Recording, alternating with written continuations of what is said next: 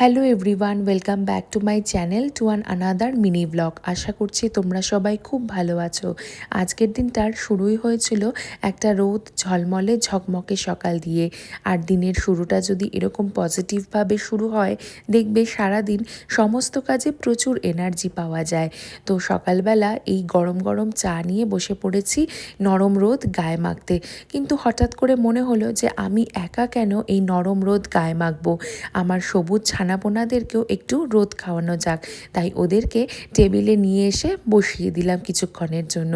তারপর বসে পড়েছি সকালের জলখাবার নিয়ে। আজকে সকালে ঘরেতে তেমনভাবে কিছু বানানো হয়নি, ইচ্ছাও করছিল না আর কি। তাই এই টিম হর্টনস থেকে অর্ডার দেওয়া হয়েছিল চিকেন র্যাপ, তার সাথে মাফিন।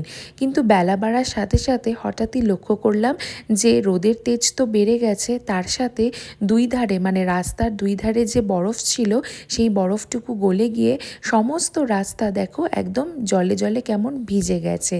দুপুরবেলা মা বানিয়েছিল চিকেনের ঝোল আর তার সাথে গরম ভাত।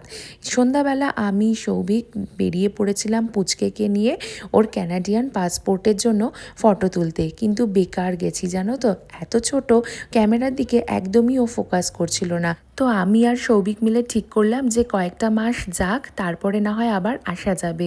বাড়ি ফিরে এলাম আর বাড়িতে এসে দেখলাম যে মা বানিয়েছে গরম গরম ফুলকো লুচি আর তার সাথে মটর দিয়ে ঘুগনি। এই তো ছিল একটা ছোট্ট মিনি ব্লগ। দেখা হচ্ছে তোমাদের সাথে আবার নতুন ভিডিও নিয়ে।